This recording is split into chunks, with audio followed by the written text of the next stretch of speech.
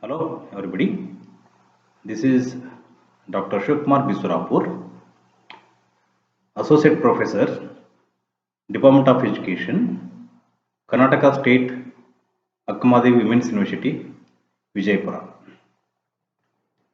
Today we shall discuss language learning in multilingual society. This is CTE course at IGNOU, in that Unit 13. Today's in our discussion, we will we are discussing about bilingualism, learning second language, and that is becoming a bilingual, proficiency in second language, functioning as a bilingual, using one point, second language, consequences of bilingualism, bilingual. So, oftenly it is practice in the foreign language learning.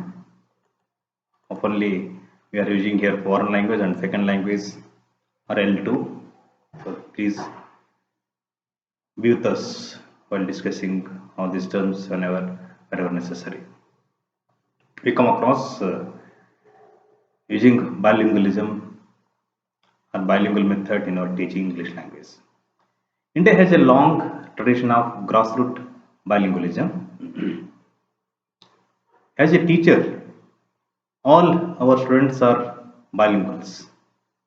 Perhaps we take this fact for granted.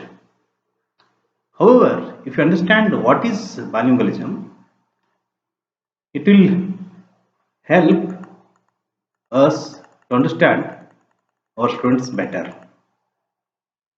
as well as their learning process. It is also help us understand the complexity of the Indian socio-linguistic scenario. Bilingualism refers to the proficiency in and use of more than one language. Till some time back, it was believed that monolingualism, or the use of one language, was the norm in most parts of the world, and that bilingualism was some kind of aberrant or unusual phenomenon.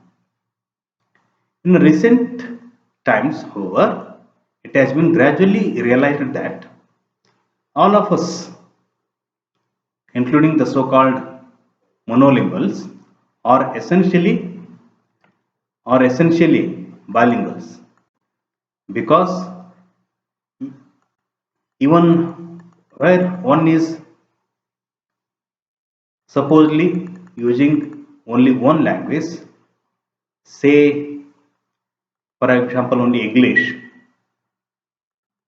because during that day it is a tradition that, or else it is a trend in the society to use only English. One does the control and employs several styles, registers and dialects of the same language.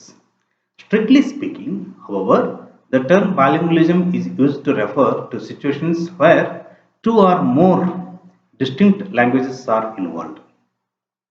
As a matter of fact, some people prefer to use the term bilingualism to refer to a two-language situation, and use the term multilingualism for situations where more than two languages are involved. The term bilingualism has now, however, come to be accepted as the standard cover term for referring to all situations involving two or more languages. Another thing that one must remember is that the term bilingualism is used to refer to the learning of proficiency in and use of two or more languages. When we say that India is a multilingual country, what we imply is that there are several languages spoken and used in India. So, any number of definitions of bilingualism are available in the literature. So, for example, bilingualism refers to a native-like control. A native-like control of two languages. This is defined by Leonard Bloomfield. According to Diebold, bilingualism is the ability to use two languages in the environment of the native language. Whereas Uriel Vendrick has defined bilingualism as the practice of using two languages simultaneously. The definitions what we discussed. Noticed focus on different dimensions of bilingualism and look at it from distinct perspectives. Thus,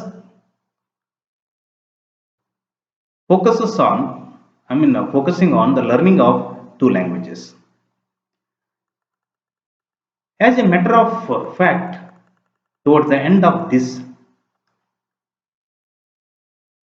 we propose, we propose to use the two languages in learning the foreign language. So, one of the important dimensions in any discussion of bilingualism is the process of learning a second language. In order to understand this process of learning, one has to find answers to the following, the questions like when and in what circumstances does the learning of second language takes place? What are the motivations for learning the second language? How is the learning of second language encouraged and supported by the society of which the learner is a member? So, answer to questions would obviously relate to the age at which second language is learned and the kind of formal or informal training one receives in second language. This has obvious implications for the amount of exposure one gets to second language as well as for the degrees of proficiency one attains in it. Those who learn second language at any early age and continue to grow up in circumstances that provide adequate exposure and reinforcement to second language naturally attain greater fluency and proficiency in it. They also find it much easier to learn second language than those whose process of the acquisition, especially learning, begins at some later stage or in different circumstances. So, if we take into account uh, while learning the mother tongue in a necessary and inevitable consequence of growing up and socialization in a community, second language may be learned for a variety of reasons.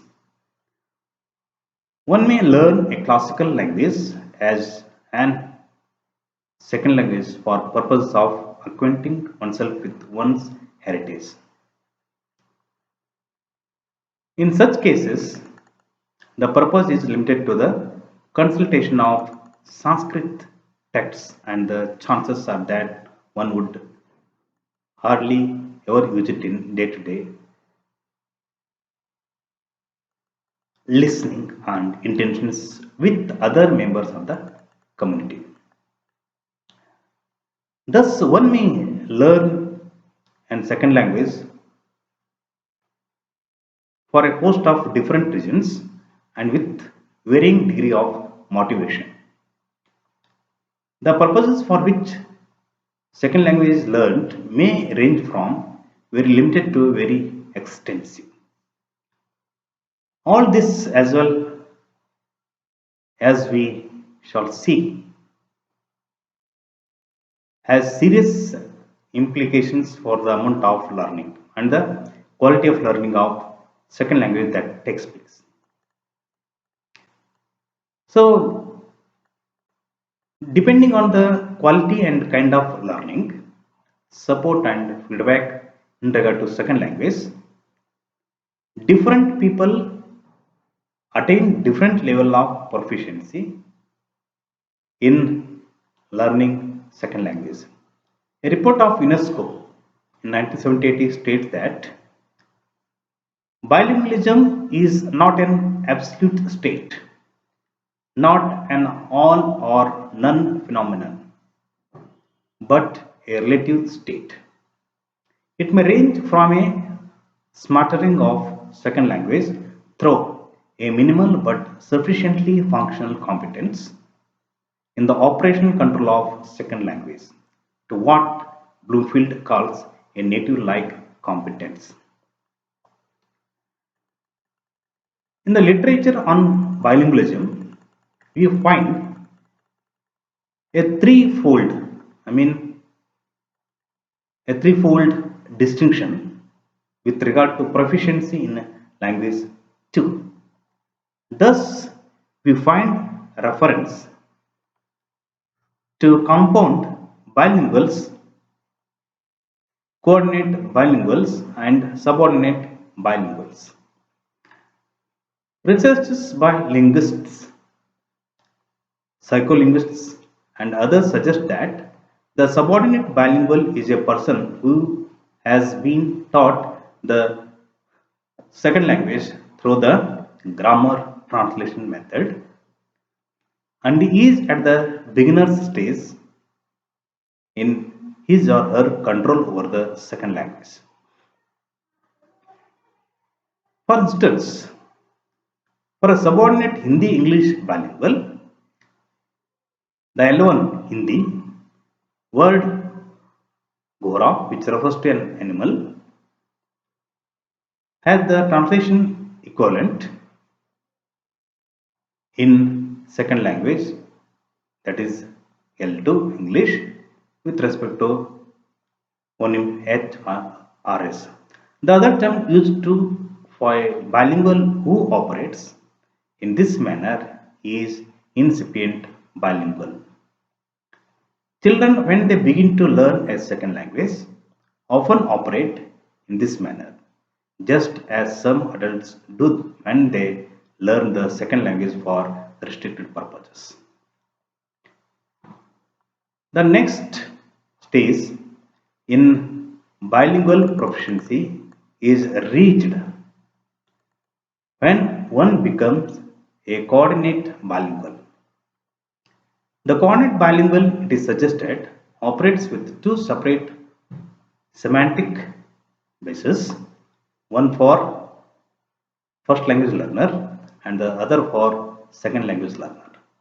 Thus, rather than using the simple procedure of item to item translation, the coordinate bilingual seems to operate with two separate items and produces the matching linguistic signs in the two languages concerned. The third kind of bilingual has been referred to as what we have seen, that is as a compound bilingual.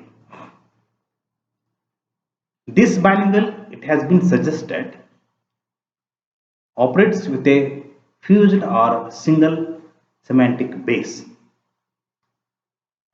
a single set of reference, and has complete control over the two linguistic codes, that is first language and second language.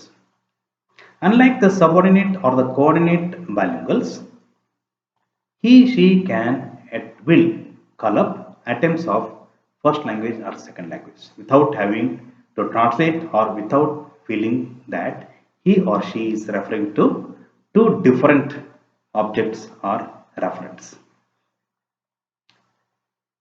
So this is what the bilingualism gives us the information about um, how to use and participate in the conversation process. For example, if you take into account the stage 1 and stage 2 and stage 3 process of bilingualism, stage 1, if you use a word incipient, in the stage 2 it is partial, and in stage 3 it is full. If you take into account a word beginner in stage 1, in the second stage it will become intermediate, and in the stage 3 it will become advanced. If you take into account the word subordinate in the stage 1, it will become coordinate in the stage 2 and compound in a stage 3. So let us see using second language, that is functioning as a bilingual. Here we shall discuss the uses to which second language or the L2 is put, that is functioning as a bilingual. In order to make the discussion more meaningful for you people, we will see the purposes and domains in the separate discussion stages. Let us see first one, purposes. No one learns a language without purpose. While the first language is acquired without any apparent purpose in mind, a second language is learned for specific purposes. These purposes may range from restricted, rather limited use like interacting with neighbors, shopkeepers, and the like, or for seeking limited, though necessary information for getting about in a new place or acquiring knowledge about other times or other people and other cultures. To more extensive habitual use along with one's first language for almost all spheres and activities of life. It is useful to think of purposes for learning second language in terms of number one, for interacting informally and casually with speakers of second language, and second one, for interacting with speakers of second language in more formal settings. Third one, for purposes of academic advancement, reading books, consulting journals, listening to lectures, talks, etc. Fourth one, for getting access to the media, both print and electronic media. Fifth one, for professional administrative purposes, for instance, for successfully functioning as a lawyer, a doctor, an engineer, a salesman, a government officer, an ambassador, etc. For interacting with peer group in casual, informal or intimate encounters as well as in more formal contexts. It will be obvious from the foregoing that second language may serve restricted to extended purposes related to social, academic, professional, and general purposes. As a matter of fact, you would see that for the average Indian bilingual who knows English as second language, it serves social, academic, professional, and general purposes in varying degrees. By comparison, some of the other foreign languages and even some of the other major Indian languages serve rather limited purposes. Now, coming to the domains, it is customary to divide human activity into several domains. All these domains, when put together, account for most of the things that an average human being does or is expected to do. So let us see the domains. The first domain is family, second one neighborhood, third one school, fourth one trade and commerce, and fifth one government and administration, sixth one workplace, and seventh one religion. While discussing the functions of second language, it is worthwhile to try and find out which domains of life of the bilingual it enters and which does not enter. Again, within each domain, it is possible to think of interactional situations in which first language and second language or one of them may be used. Within the family domain, again, one might ask whether English along with first language is used between child and parents, between child and grandparents, among siblings here, the brother and sisters, with visitors and callers, and so on. So, bilingual plays a vital role in everybody's life, and the most important fact about bilingualism is what happens when individuals or groups become bilingual. It would be useful to try and answer this question in terms of bilingual individual. The social group of which he or she is a member and the languages that are involved, both the first language and second language. The question can thus be reformulated as what consequences does bilingualism have for the individual?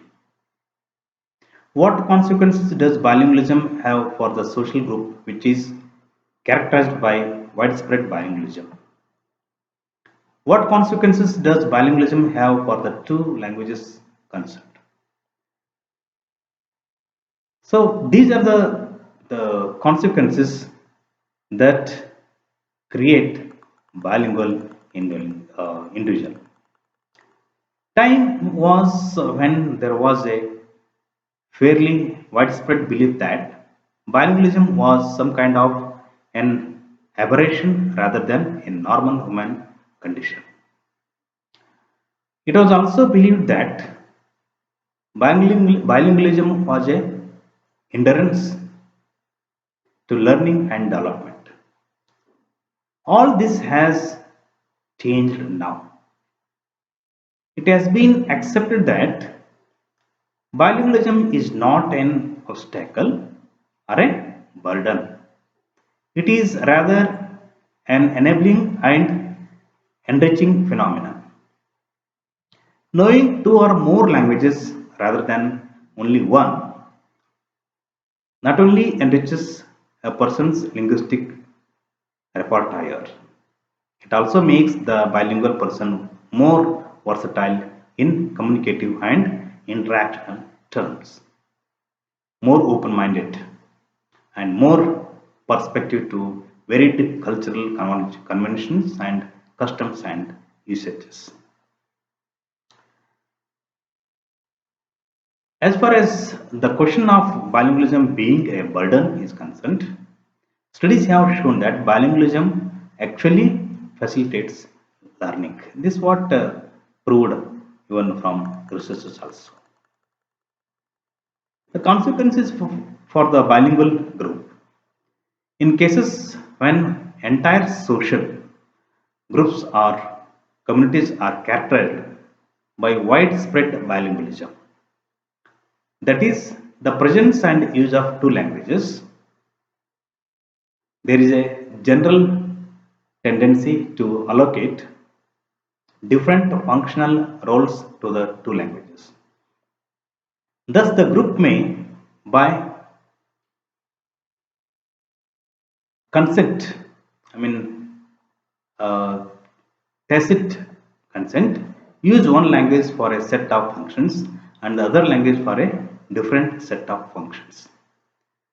Moreover, if the functions are seen to be in some kind of a hierarchical order, one language may come to be regarded as high and the other language may come to be regarded as low.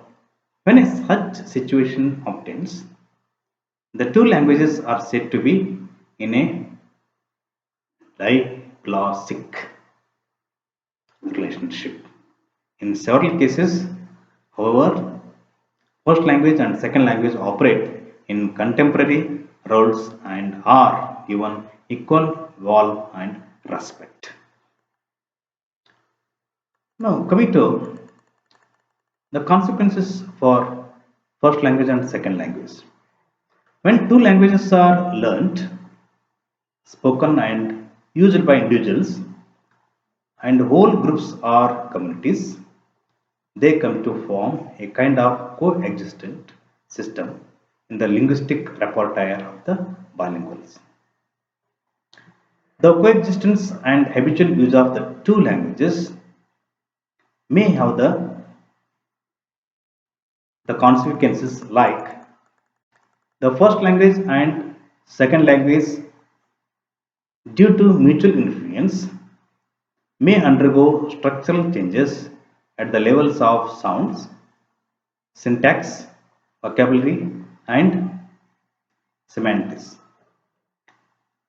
The two languages may, in due course of time and due to various socio-historical reasons, come to be viewed and evaluated differentially.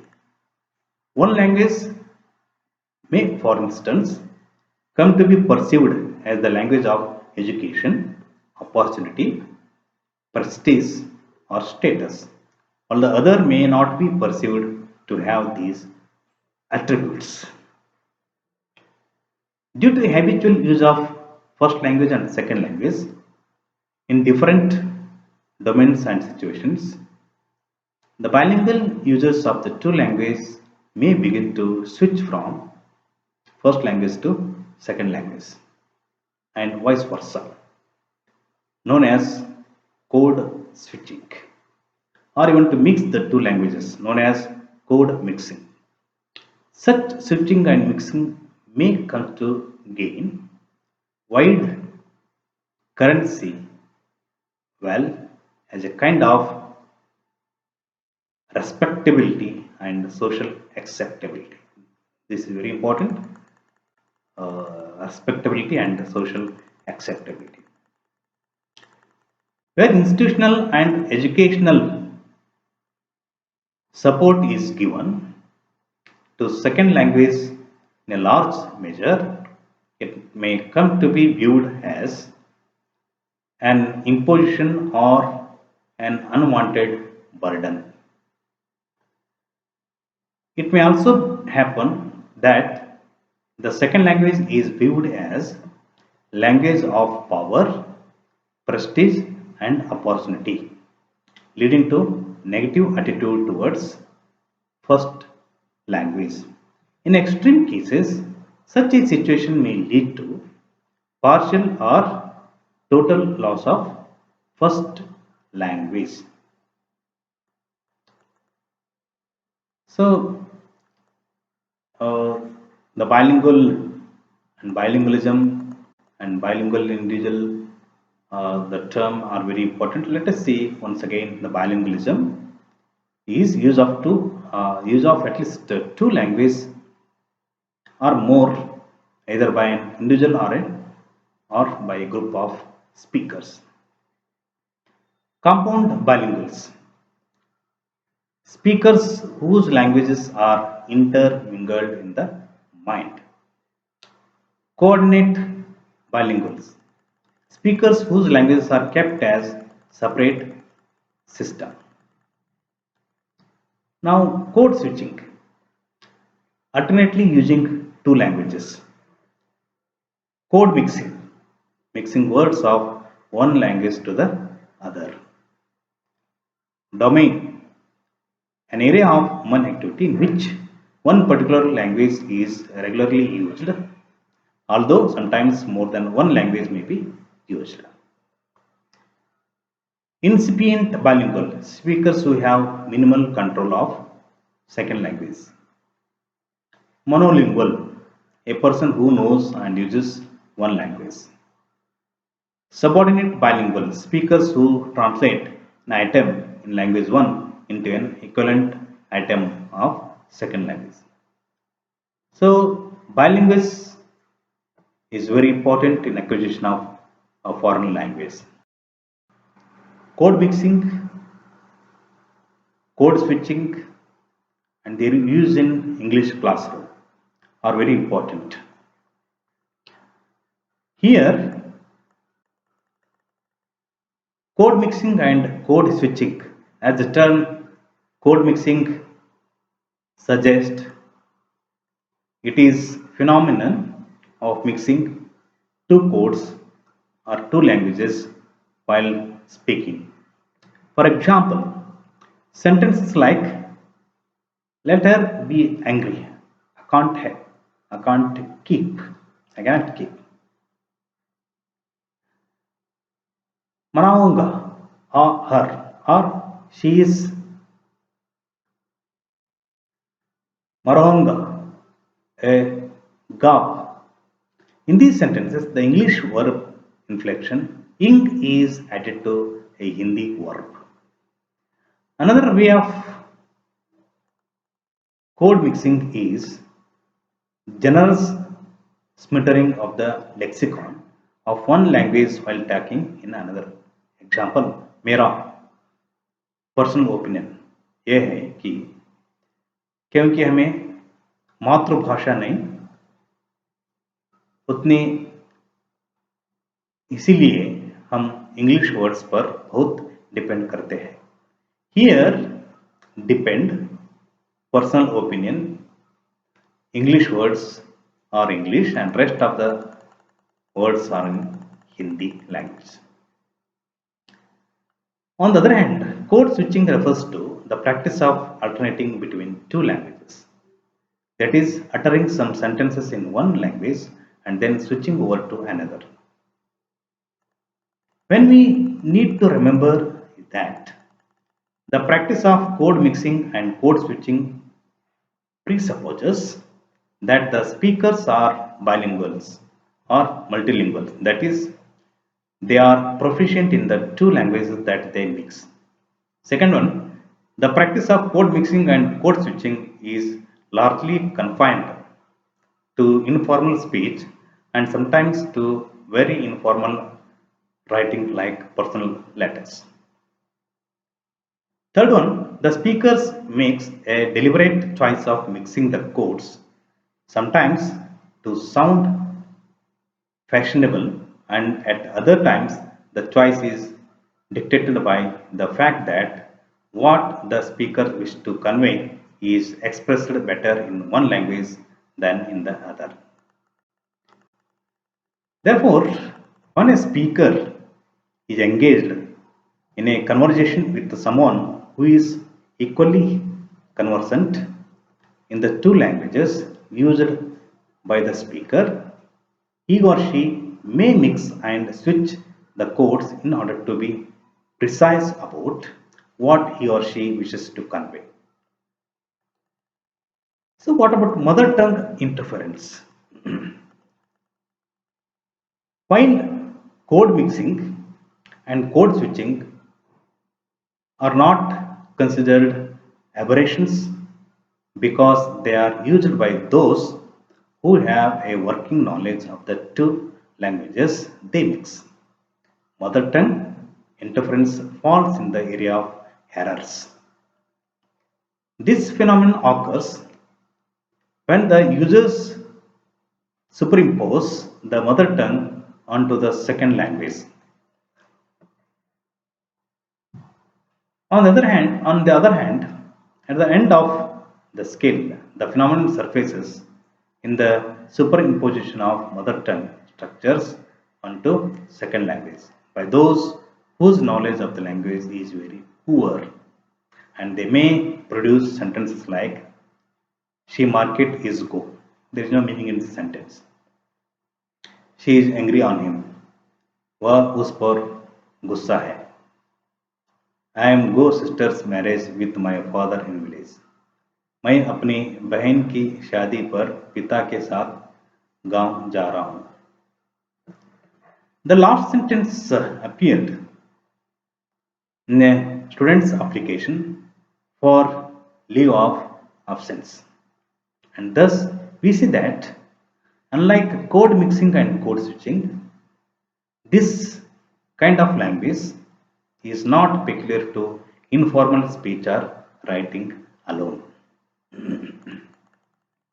A teacher who wishes to rectify these errors must first find out what causes them. Then how children acquire their mother tongue. It's very interesting. Many years back, linguists decided to observe how children acquire their mother tongue so that the insight thus gained could be used in the teaching of the second language. They found out three important facts which gave a new trend to language teaching. The first was that children start comprehending the language much before they start speaking it. The second was that children begin by repeating individual words and then short sentences, but this was mere mechanical reproduction. The fact that emerged very clearly was that there was to be a gestation period between learning the passive listening, understanding, and reading, and active skills speaking and writing. But in many schools, the students are not given this time. They are expected to learn all the skills simultaneously. Pushed thus, a weak student is left with little option but to resort to following the only example available to him or her, and that is the mother tongue. Secondly, the continuing dependence on rote learning also contributes very largely to the failure on the part of the students to acquire the second language. Consequently, they fall back upon the knowledge of the mother tongue when forced to produce sentences of their own in the second language. Thus, mother tongue interference may take place at various levels of proficiency and in any area of the second language, be it in the transliteration of words and phrases, inference in the word order, or prepositions. Now, the very interesting fact that controversy about use of the mother tongue in the classroom. During teaching, we might have faced the dilemma of whether to use the mother tongue equivalent of a certain word or concept, or to go on explaining in English till the students understand us. For instance, would you explain the word pomegranate as anar in Hindi and the concept of sarcasm as wang? Wang is Hindi word. Of course, there may always be the question of the students and the teachers not sharing the mother tongue. But for the purpose of this, we find out the mother tongue has a role to play in the English class, which is very important. There has been an ongoing debate about whether the learners or the teachers should be allowed to mix or switch codes for teaching and learning second language. Those who are of the opinion that the other tongue has no place in an English classroom are advocates of the direct method, and their arguments are inevitable, and they are, according to this theory, direct method, a constant exposure to the target language enables the learners to pick it up in due course, just as a child picks up the mother tongue. It is believed that if a child is immersed in water, he or she is bound to pick up swimming with some supervision. This being the case, the use of the mother tongue by the teacher minimizes this exposure, depriving the learner of a total submersion in the target language. Secondly, they argue that if the learner is denied the option to speak in the mother tongue, the compulsion to communicate will act as motivation to use English.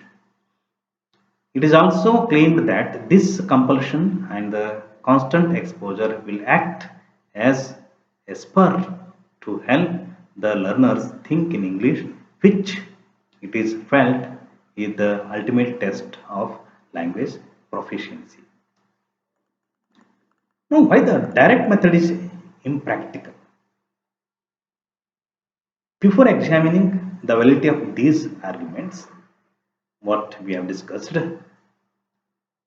let us clear that the learners being addressed here are not those who come from elite families for whom English is often the first language.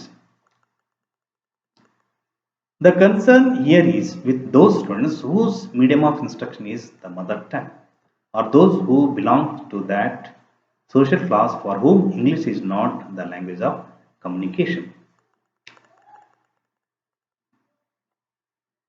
The method, the direct method is not feasible with the group.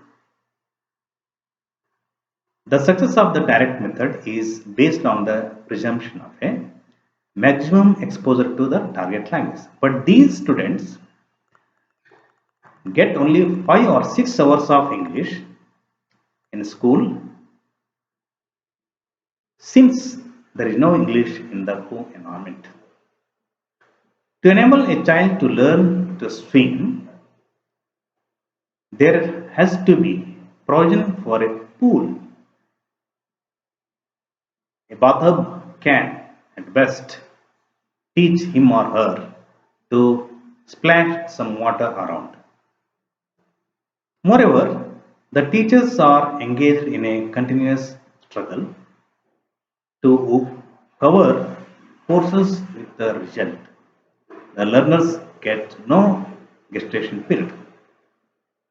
Barely have they learned the alphabet when they are required to read, comprehend, listen to, and write the language all at the same time. Given their social background, it is highly unlikely that they would be expected to communicate in English outside the classroom. Therefore, the only compulsion they feel to learn English is to pass the examinations.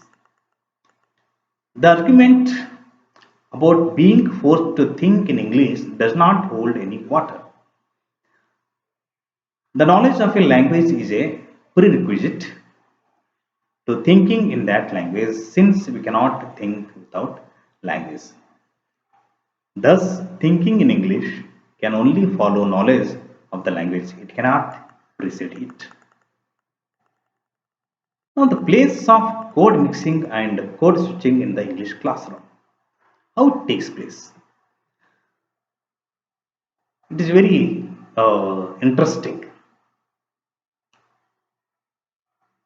Why the direct method is not possible with students whose exposure to the language is minimal and whose motivation to learn it does not go beyond passing the examinations. Consequently, what is required is a time saving method and one which puts the students at ease and instills some confidence in them. This confidence will in turn act as motivation for further learning.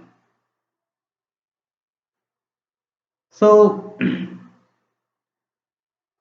it may be reiterated here that we are concerning ourselves with only those students whose inadequacy of the language puts them in a situation where the only course open to them is to emulate and apply the mother tongue rules to English.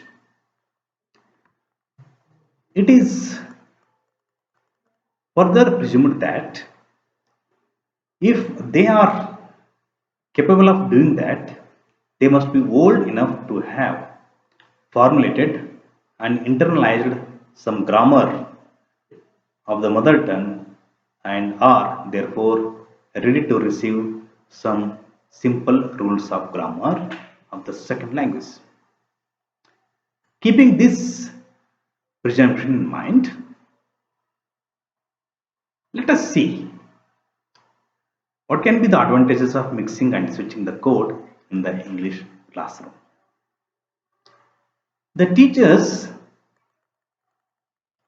who are firm believers of keeping the mother tongue out of the classroom seem to generate a sense of somewhat awe amongst the students who are very weak at English. These teachers are viewed as brown sahibs or mem sahibs who are unapproachable to so that the prospect of learning from them appears daunting. The mother tongue becomes the common ground and English and the English teacher stops being how this English teacher and English intimidating. This goes a long way in bridging the gap between the teacher and the taught.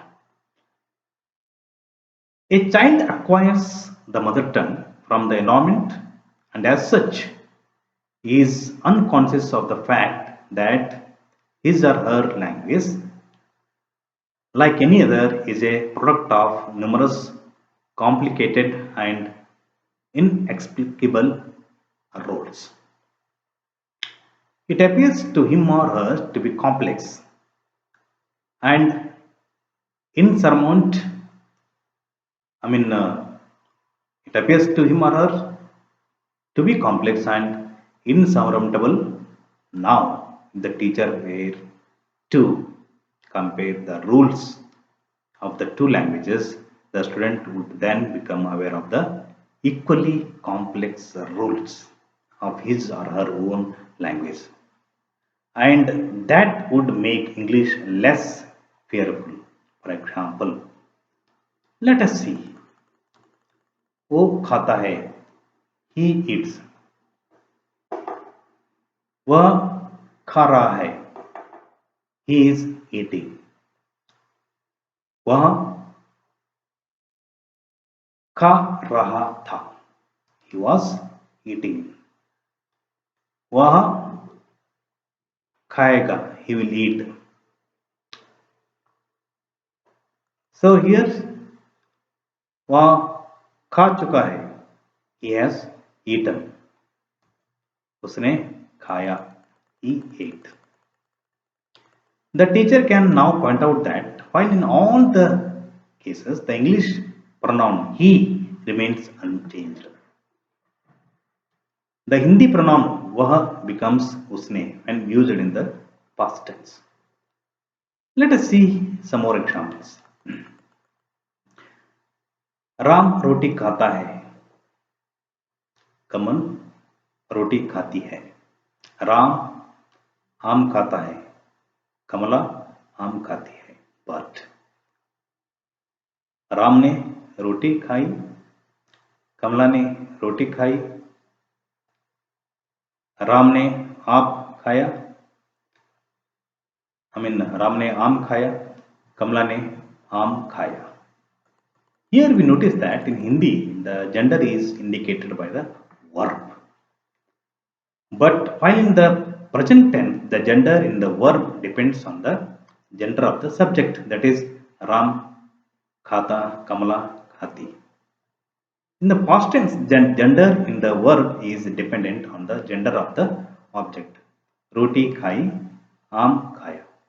In English, however, there is no complication of genders.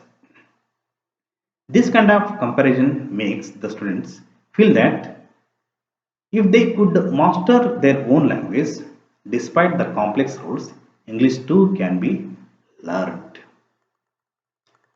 Every language has words that carry a specific meaning which cannot be conveyed by any synonym, or the synonyms may prove more difficult to understand.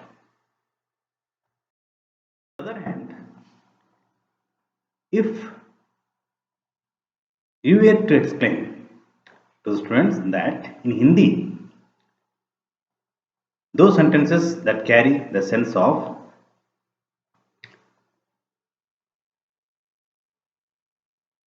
what is हरा किया गया, हरा किया जाएगा, पाया जाएगा, etc. are passives. They can then translate the English sentences and decide if it is active or passive. Furthermore, they can now appreciate the change in the verbs and see how Ram killed Ravana and Ravana killed Ram carry opposite meanings. They are also likely to understand the notion of dropping the agent altogether when they see sentences like Delhi में 10 लोग मारे गए, because they are now identifying the passive with the verb and not because of the use of by. So far, we have seen how the teacher can make use of the mother tongue to her advantage. But should the students be given the same freedom? That's a question which oftenly occurs in the mind. So we believe that when monitored, the mixing of the code can prove equally beneficial for the students.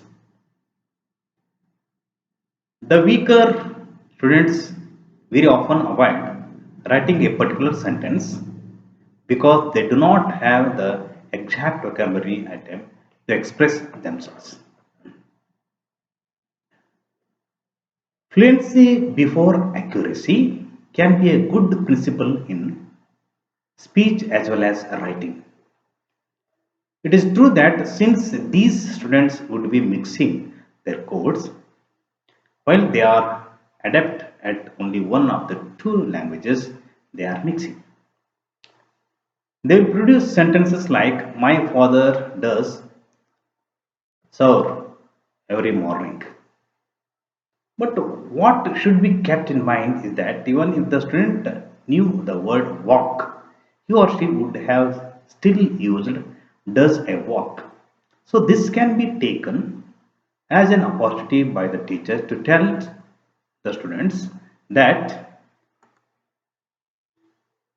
in English one does not do a walk but one takes a walk. Some good students manage to learn the rules well but fail to express themselves because of inadequate knowledge of the lexicon. Such students can be taught to maintain a telephone type diary arranged according to Hindi alphabets where they can write down the Hindi words with their English equivalents. Thus, while writing compositions, they can consult this diary fruitfully. Allowing students to answer in the mother tongue in a reading comprehension class is useful feedback for the teacher. For when she finds that comprehension is taking place, she can then know that production of sentences is not too far off when forced to speak in English. Even those who have comprehended the text prefer to keep quiet rather than risk speaking in English.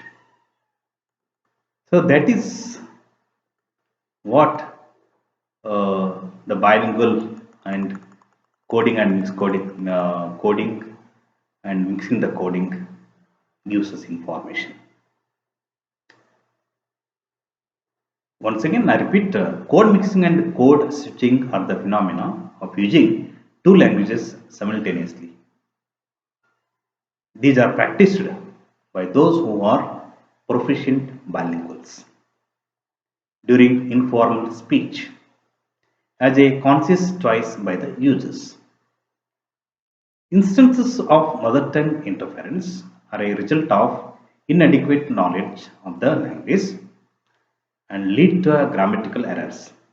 These errors occur when students do not get any time lag between the learning of the passive listening and active skills speaking and writing. So here please keep in mind passive skill means listening and active skills means speaking and writing. When having dependent on rote learning, the students are suddenly required to produce sentences of their own. Mother tongue interference can take place at various levels of language proficiency. There are different views about the use of the mother tongue in the classroom. Those who advocate it as followers of the direct method, which presumes that there is adequate exposure to the language. There is inadequate motivation to communicate in the language. The above two, the two sentences what I give to you people enable students to think in the languages. And the direct method is not feasible with those students who are very weak in the second language because such students do not get enough exposure in the second language. There is no compulsion to use the second language, so there is a little motivation. Thinking in the second language is not possible without the knowledge of that language. Code mixing and code switching can be beneficial in the mother tongue if mother tongue provides in common ground and brings the teachers and the thought closer to each other. The code mixing and code switching can be beneficial if the use of mother tongue proves a time saver and facilitates greater comprehension. The students feel less inhibited when allowed to do did code mixing. Hope you have understood the information about the code mixing and code switching and direct method and code in learning the language in mixed ability classes. And don't forget to wear the mask and maintain the social distance and subscribe this channel. Thank you and all.